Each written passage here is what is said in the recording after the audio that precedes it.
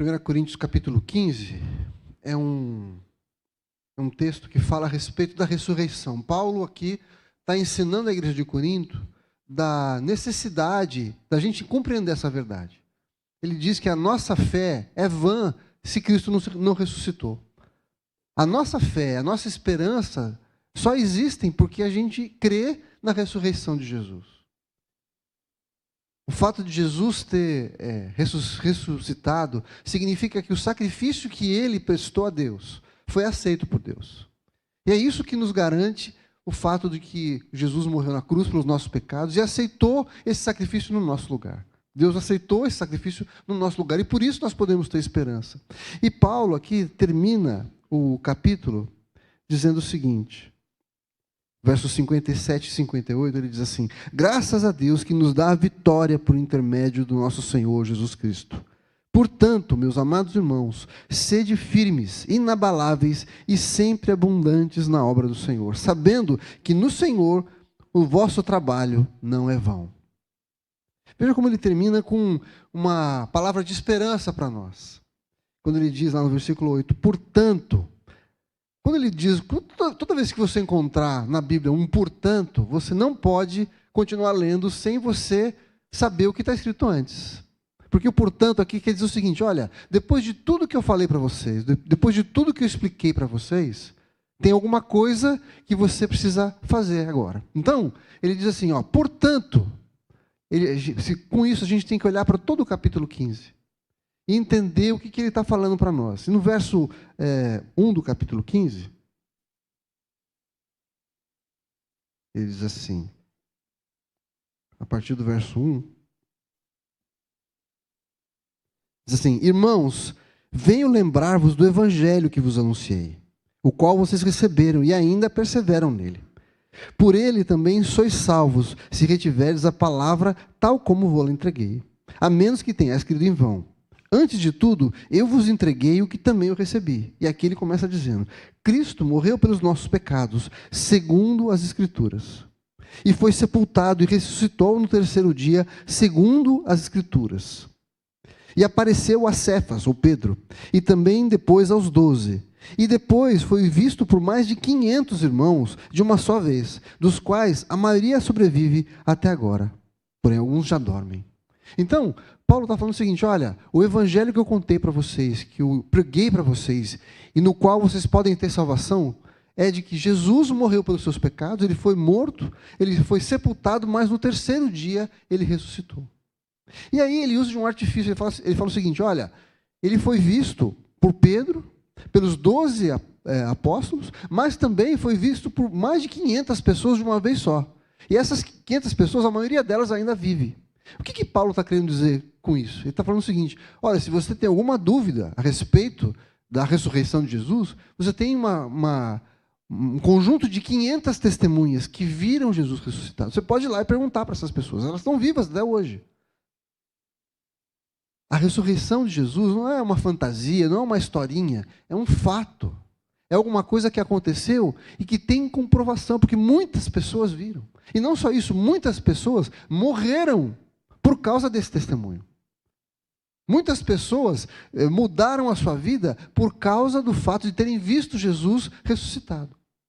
E aqui, Paulo fala o seguinte, por causa do que vocês viram, por causa daquilo que eu contei para vocês, eu quero dizer para vocês, sejam firmes e inabaláveis no Senhor. É o que diz o verso 57, 58. Né? Ele diz, portanto, sejam firmes e inabaláveis no Senhor.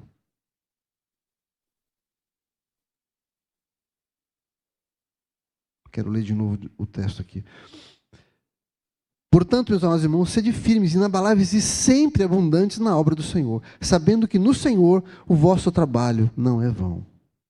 Eu quero meditar nesse versículo e mostrar para você 3 coisas. Primeiro, é que a gente estar firme e inabalável no Senhor é uma decisão possível.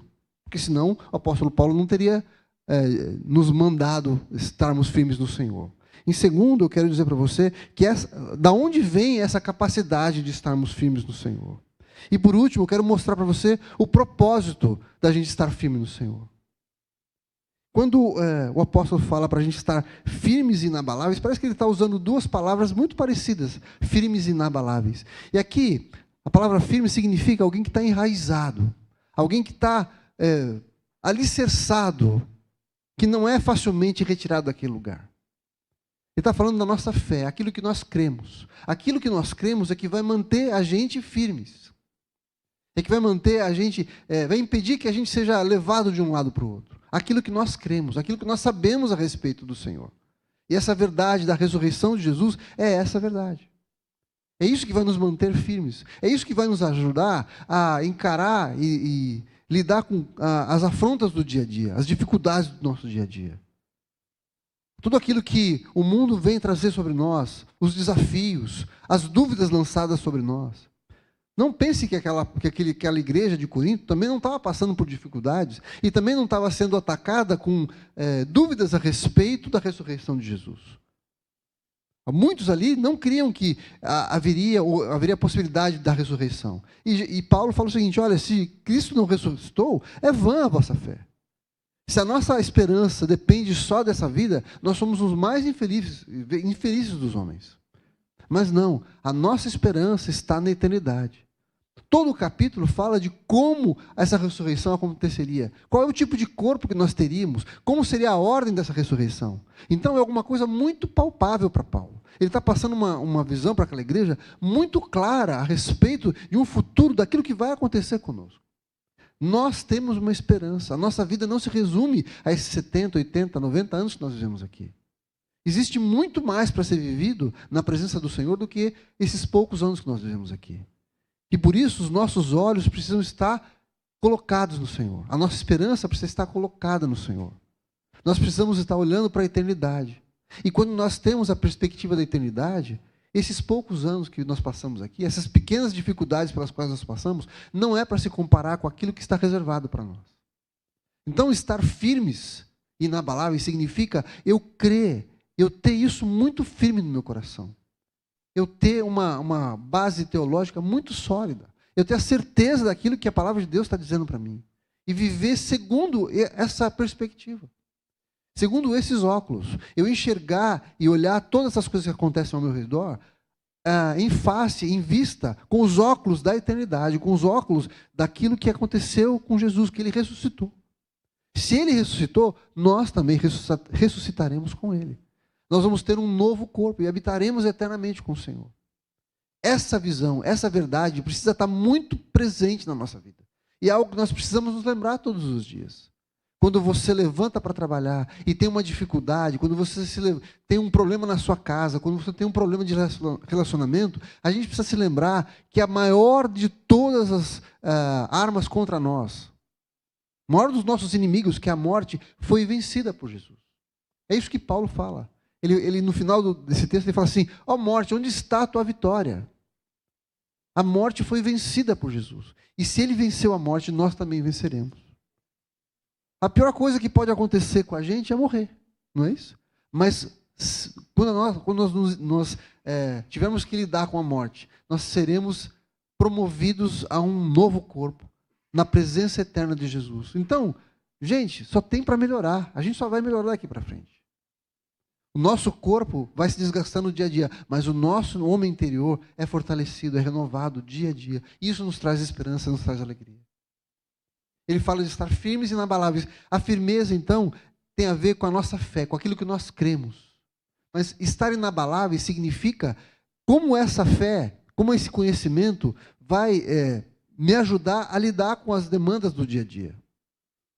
Um paralelo muito comum para a gente ver esse texto é o Salmo 1, que fala sobre o homem que é plantado comparado a um homem justo que é como uma árvore plantada junto a ribeiros de água. O texto diz que essa árvore, porque ela tem as suas raízes junto a ribeiros de água, ela nunca tem as suas folhas murchas. As suas folhas sempre estão verdes e no tempo certo ela vai dar o seu fruto. Ou seja, as circunstâncias não vão impedir que aquela árvore dê o seu fruto. E nós somos assim. Então, quando nós estamos inabaláveis, significa que nós estamos firmados no Senhor. E as circunstâncias não vão impedir que a gente possa dar o nosso fruto. não vão impedir que a gente viva uma vida de plenitude, uma vida de segurança, porque nós estamos firmados no Senhor. Jesus também deu esse exemplo. Ele chama a atenção para... Quando ele termina o Sermão da Montanha, ele termina dizendo o seguinte, ele contando uma parábola a respeito de dois homens, o homem sábio e o homem tolo. O sábio constrói a sua casa sobre a rocha, o tolo sobre a areia. E quando vem a chuva, e a tempestade, a correnteza, aquela casa que foi construída sobre a areia, ela se desmancha, mas aquela que foi construída sobre a rocha permanece para sempre. E aqui, para nós, talvez não fique muito claro, mas para quem estava ouvindo aquela parábola de Jesus, era muito normal, era muito claro para eles o que Jesus estava falando. Na época de Jesus, onde eles estavam, muitas vezes, na época de chuvas, as chuvas vinham com muita intensidade e muito de repente. Isso fazia com que aquela tromba d'água, aquela correnteza tremenda, varresse a parte superficial, a areia, que era onde as casas já haviam sido construídas. E por isso elas ficavam vulneráveis e as casas construídas sobre a areia eram destruídas, mas aquelas que eram construídas sobre a rocha permaneciam para sempre. Mas qual que é a diferença disso? Construir uma casa sobre a rocha, gente, dá trabalho. Por quê? Porque alguém teria que ter escavado muito até tirar toda a areia e encontrar a rocha. E aí ter a firmeza da sua construção. O que Jesus estava falando é que a gente ter a nossa vida baseada e firmada sobre a rocha dá trabalho. Dá trabalho.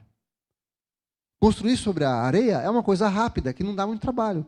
Você imediatamente já tem a sua casa lá construída.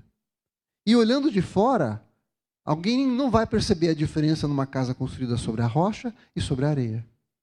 Mas aquele que se dedica a tirar tudo aquilo que não é importante, toda a areia, tudo aquilo que é vulnerável, tudo aquilo que faz com que a nossa fé seja frágil, aquele que se dedica a fazer isso vai ter, então, uma fé firmada na rocha e não vai ser suscetível às intempéries do dia a dia.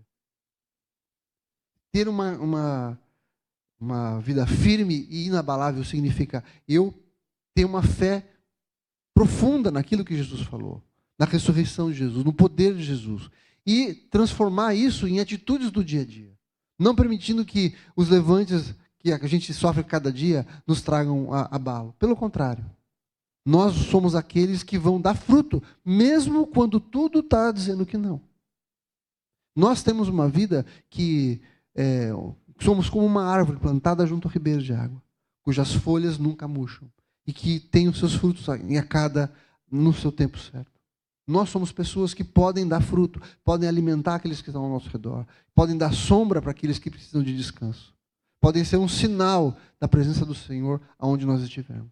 É para isso que nós somos chamados. Então, ser firmes e inabaláveis tem a ver com a fé que nós temos, com aquela capacidade da gente crer no Senhor e depender do Senhor. É como se Paulo dissesse assim, olha, eu sei que a vida é dura, eu sei que vocês vão passar por dúvidas, mas permaneçam no Senhor, creiam no Senhor, cavem fundo, tirem tudo aquilo que é pó, tudo aquilo que é areia, tudo aquilo que torna a sua fé vulnerável. Cavem fundo. Se dediquem a conhecer o Senhor. Se dediquem a andar com pessoas que creiam no Senhor. Que vão ajudar vocês a estarem firmes. E assim vocês vão se tornar inabaláveis. As intempéries vêm, mas nós podemos permanecer firmes no Senhor. Se nós nos dedicarmos a conhecer a palavra do Senhor. Paulo aqui está lembrando aquela igreja a respeito do evangelho que ele havia pregado. E muitas vezes nós precisamos ser lembrados daquilo que nos atraiu ao Senhor e das promessas do Senhor para a nossa vida. E isso vai envolver trabalho, gente, dedicação. Alguém que simplesmente vem uma vez por semana na igreja e acha que isso é suficiente para ter a sua fé saudável, vai muitas vezes encontrar a sua vida como aquela casa que foi construída sobre a areia. Aquela casa onde nós não dedicamos trabalho, onde nós não fizemos aquilo que era necessário para que ficássemos firmes. Nós precisamos buscar o Senhor, buscar tempo com o Senhor, conhecer a sua palavra, estarmos juntos aqui, nos reunirmos aqui. Não dá, gente, para que a nossa vida cristã, nosso relacionamento com o Senhor dependa de uma reunião por semana. Nosso relacionamento com o Senhor tem que ser alguma coisa que acontece todos os dias. Todos os dias, em oração, em leitura da sua palavra, em comunhão com os irmãos. Nós precisamos dedicar tempo para construir uma casa firme, para que as nossas raízes se tornem profundas e assim nós não fiquemos vulneráveis a qualquer tipo de vento ou tempestade ou chuva, para que nós permaneçamos firmes no Senhor. Quando ele diz então, a capacidade de estarmos firmes começa com o portanto, começa com olharmos para aquilo que ele havia falado a respeito do Evangelho, aquilo que ele havia falado a respeito da ressurreição de Jesus e como isso fortalece a nossa vida e nos dá esperança. Mas ele continua dizendo o seguinte, portanto, amados irmãos, e aqui ele introduz um novo conceito, ele está chamando aquelas pessoas de irmãos. Não é qualquer pessoa. Eram pessoas que criam no Evangelho. E essa é a segunda coisa que nós precisamos entender, que nós precisamos ter um relacionamento pessoal com Jesus. A palavra de Deus diz lá em João capítulo 1, verso 12, que a todos quantos receberam Jesus, a esses Deus deu o poder de serem feitos filhos de Deus. Nós somos irmãos porque nós fomos enxertados na família do Senhor. Nós temos o mesmo Pai. E por isso, nós fazemos parte dessa aliança que o Senhor fez conosco. A promessa da ressurreição está reservada para aqueles que creem no Senhor, para aqueles que morreram com Ele e que foram ressuscitados com Ele. Num novo espírito, mas que algum dia nós teremos um novo corpo. Aqueles que morreram serão ressuscitados primeiro e receberão um novo corpo. Mas nós que estivermos vivos, nos juntaremos com o Senhor no ar, para sermos arrebatados para Ele. E receberemos um novo corpo. Um corpo isento da contaminação do pecado. Um corpo que viverá eternamente. Sem degradação, mas que viverá para a glória do Senhor. Então, nós somos aqueles amados do Senhor. Fazemos parte da família do Senhor. Nós somos comprados pelo Senhor. A certeza da ressurreição é que nos garante esse sentimento de firmeza, de estarmos firmes, de não sermos abalados pelo Senhor. Lembrarmos aquilo que o Senhor fez, lembrarmos do nosso futuro, daquilo que o Senhor tem reservado para nós, é que vai nos dar ânimo e força e alegria para viver uma vida que agrada ao Senhor. Às vezes a gente não gasta tempo pensando nisso, né? Do selo que é, a garantia que é o fato de Jesus ter ressuscitado. Essa é a nossa maior vitória, gente. Jesus morreu por nós, mas Ele ressuscitou. E isso nos traz esperança. Nos diz que a nossa vida não se resume a esses anos que vivemos aqui, mas temos algo para ganhar e receber do Senhor na eternidade. E viver uma vida que vai glorificá-lo em todo o tempo. Mas Ele também diz a respeito do propósito de estarmos firmes e inabaláveis. Ele diz lá, no verso 58 também.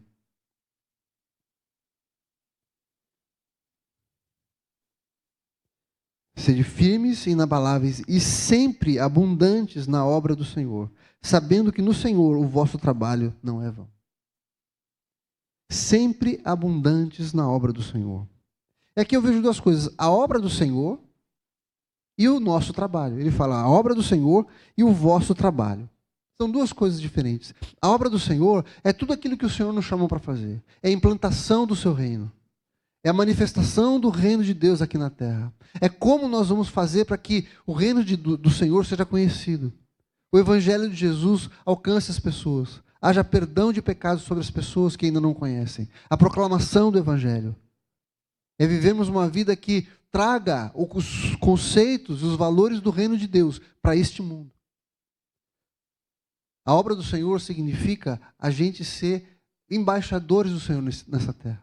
Temos pessoas que traduzem aqui os valores do reino. A justiça de Deus, o amor de Deus, a paz que o Senhor tem reservada para nós.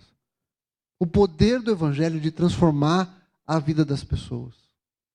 Então, Paulo fala assim, fiquem firmes e inabaláveis e sempre abundantes na obra do Senhor. Continuem fazendo com toda a força, com toda a perseverança, com toda a dedicação a obra do Senhor. O Senhor nos deu um chamado de ir pregar o evangelho a toda criatura e fazer discípulos. Essa é a obra do Senhor. Implantar o reino do Senhor, estabelecer o reino do Senhor aqui. E nisso nós devemos ser abundantes. Mas para isso precisamos estar firmes e inabaláveis no Senhor. Esse tipo de vida que não se desvia nem para a direita nem para a esquerda, que não se abala com os levantes do diabo, que não se abala com as coisas que estão acontecendo no mundo, as tristezas, as injustiças, as maldades, mas que propõe em nós uma vida que estabelece o reino do Senhor, provoca e promove os valores do reino. É isso que muda a vida das pessoas no nosso meio. Essa abundância da obra do Senhor é que nós devemos buscar. Eu preciso pensar o dia todo, todos os dias da minha vida, como implantar o reino do Senhor, como fazer a obra do Senhor, como eu posso influenciar as pessoas que estão ao meu redor, como eu posso transformar o ambiente no meu trabalho, como eu posso ser alguém que sinaliza o reino de Deus, que mostra para as pessoas que existe esperança, como eu posso ser alguém que transforma lugares. Muitos de nós somos simplesmente como termômetros, né? A gente só consegue identificar se está quente ou se está frio. Mas o Senhor nos chama a sermos o termostato, aquele que muda a temperatura. Aonde a gente chegar, a gente vai trazer alegria. Aonde a gente chegar, a gente vai trazer paz. Aonde a gente chegar, a gente vai mostrar o amor do Senhor manifestado. Nós não seremos contaminados pelo ambiente, mas nós mudaremos o ambiente segundo o poder de Deus na nossa vida. Quantos de nós temos experimentado isso? Quantos de vocês já entraram num lugar que está vazio e você está lá, passa um pouquinho e começa a encher de gente? Você experimentou isso? Você experimentou alguém falar assim, puxa, eu estava tão triste, mas quando você chegou, eu comecei a ficar mais alegre, senti uma paz. As pessoas às vezes não sabem usar a palavra, falam assim, eu senti uma energia boa, uma vibração boa. Sabe o que é isso? É o Espírito de Deus na sua vida. E nós somos chamados, como filhos de Deus, a sermos transformadores de ambiente.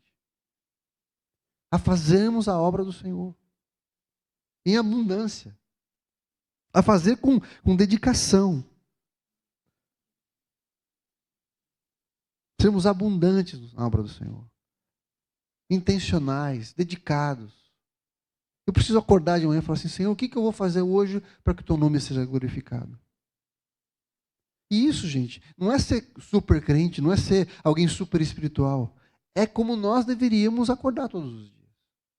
E eu confesso que eu tenho que confessar esse pecado. Isso não é alguma coisa que é natural para mim.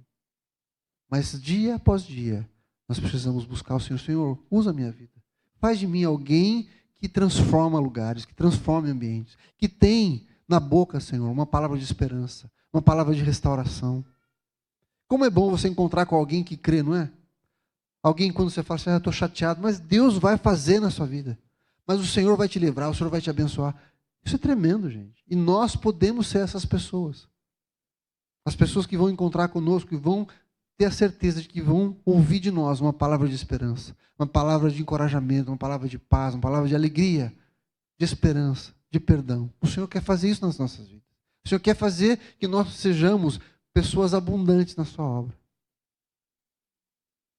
E aí ele diz o seguinte, sabendo que no Senhor, ou seja, através do poder de Jesus, através do poder do Espírito Santo na nossa vida, o nosso trabalho não é vão no Senhor. É o Senhor que opera em nós, é o Senhor que nos capacita. Não é porque eu estou fazendo aquela força, não, agora vai, agora eu vou conseguir. Não, é o poder de Deus na nossa vida. Quanto mais eu permito que o poder de Deus se manifeste em mim, mais a obra do Senhor vai ser abundante na minha vida. Mais a obra do Senhor vai ser abundante na sua vida.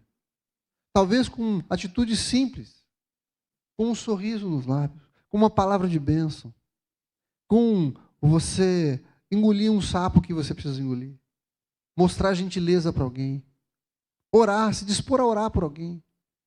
Às vezes as pessoas precisam só de uma oração, gente.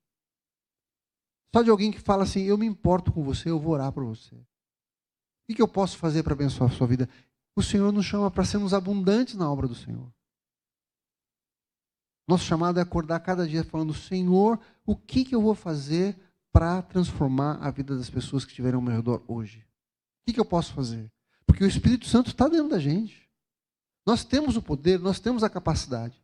Porque vem do Senhor, é o Espírito do Senhor. A obra é do Senhor e ela é feita no Senhor, através do poder de Jesus. Mas ele nos encoraja dizendo o seguinte: a obra do Senhor e o vosso trabalho, aquilo que você faz, aquilo que você decide fazer, a oração que você faz, a palavra que você dá, o dízimo que você entrega, a oração que você faz por alguém, esse trabalho que você faz para o Senhor não é vão. Isso significa que você vai receber uma recompensa. E muitas vezes a gente acha que essa recompensa vai ser necessariamente agora. Pode não ser, querido. Talvez você esteja semeando para alguma coisa que vai levar a eternidade para frutificar. E tudo bem, porque nós temos a eternidade pela frente. Muitas vezes você vai ver agora a resposta da sua semente, mas talvez você não veja. Mas isso não tem a ver com aquilo que eu vejo, tem a ver com aquilo que eu creio. Aquilo que eu estou semeando hoje pode ser que eu vá colher na eternidade. E glória a Deus por isso. Glória a Deus por isso, porque na eternidade eu vou ter uma semeadura muito grande para recolher. A recompensa que o Senhor tem para mim vai ser entregue para mim por Jesus. Isso me basta, isso pode me bastar. Isso é suficiente para mim, para eu saber. Consegue entender isso? Esse galardão que o Senhor tem reservado para nós? Lá em Hebreus, capítulo 6, verso 10, tem um texto que eu gosto demais, que diz assim: porque Deus não é injusto para ficar esquecido, ou para se esquecer do vosso trabalho e do amor que vocês tiveram para com o seu nome, pois servistes e ainda servis aos santos. Deus não é injusto para se esquecer daquilo que você fez. Tudo que você fez para o Senhor e pelo Senhor e através do Senhor, o Senhor está vendo. E Ele não é injusto para se esquecer. Olha, eu posso esquecer. Eu posso não dar a honra para quem merece a honra. Eu posso ser ingrato para alguém que abençoou a mim ou a minha igreja. Mas o Senhor não é. O Senhor não é. E se nós dependermos do Senhor e esperarmos nele a recompensa, nós seremos abençoados e receberemos do Senhor a provisão que Ele tem reservada para nós. Ele não é injusto para se esquecer. Apocalipse 22, 12 diz assim: eis que venho sem demora. Isso é Jesus dizendo: e comigo está o galardão que tenho para retribuir a cada um segundo as suas obras. O Senhor não é injusto para se esquecer. Então, em vista da eternidade, em vista da promessa da ressurreição, em vista da promessa de que nós teremos um corpo glorificado, uma vida eterna para viver com o Senhor, em vista da promessa de que a morte não é a última palavra, a morte não tem a última palavra. A última palavra vem do Senhor, que é vida e vida em abundância. Ele tem algo prometido para nós, uma vida eterna com Ele, com um corpo novo, glorificado, que vai viver eternamente com Ele. Em vista disso, permaneçamos firmes e inabaláveis. Firmes, crendo naquilo que o Senhor fala para nós. Fortalecendo a nossa fé. Tirando toda a areia, tudo aquilo que é frágil, tudo aquilo que é passageiro, mas firmando a nossa fé na rocha que é Jesus, na sua palavra, de modo que nós sejamos inabaláveis. E por causa disso, por causa dessa perspectiva da eternidade, por causa das promessas do Senhor para nós, por causa da verdade de que nós temos uma recompensa reservada para nós, vivamos abundantemente e façamos abundantemente a obra do Senhor. Porque a obra do Senhor em nós não é vão. Não é vã. O Senhor tem uma recompensa para nós. E é isso que deve motivar a nossa vida a sermos pessoas abençoadoras. O Senhor nos abençoou tanto. Você consegue se lembrar da bênção do Senhor na sua vida? Aquilo que o Senhor tem feito na sua vida? Quando você fecha os seus olhos e fala com o Senhor, você é inundado pela gratidão daquilo que o Senhor fez na sua vida? Da sua bondade, da sua provisão, do seu cuidado, do perdão dos pecados. O texto diz que o Senhor morreu pelos nossos pecados, foi morto, foi sepultado, mas ressuscitou. Isso tem que trazer alegria para a gente. Mesmo em meio às decepções do dia a dia. Eu sei que a gente vive tempos difíceis, tempos de insegurança, tempos de medo. A economia é difícil, trabalho difícil, Muitas famílias com problemas de relacionamento, mas mesmo nessas circunstâncias, nós temos a promessa de um Deus que foi até o final. Morreu, mas ressuscitou. E nos promete que nós ressuscitaremos com Ele para uma vida eterna com Ele. Sejamos abundantes na obra do Senhor, porque Ele não é injusto para se esquecer daquilo que nós temos feito para Ele. Esse é o chamado de Deus para mim e para você. E nós, como igreja, podemos ser transformadores de ambientes, transformadores de cidades, de casas, de trabalho. O Senhor colocou algo em você para ser repartido com alguém. Aquilo que o Senhor colocou na sua vida pode frutificar e trazer o reino de Deus aonde você estiver. Você pode ser conhecido como luz do mundo. O Senhor nos disse que nós seríamos luz do mundo e sal da terra. Luz significa trazer a verdade aonde está a escuridão. E sal da terra significa conservar o lugar e trazer sabor, trazer alegria, trazer paz.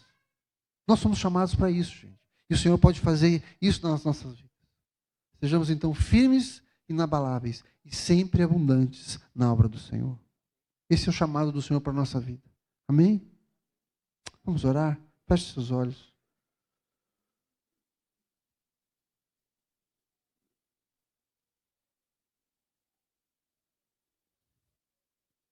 Senhor, como é bom a gente saber que a nossa vida está nas Tuas mãos. Que os nossos dias estão contados, Senhor. Mas que a morte não é a última palavra. A morte não tem a última palavra. Obrigado, Senhor, porque o Senhor há de nos dar um novo corpo, uma vida eterna contigo.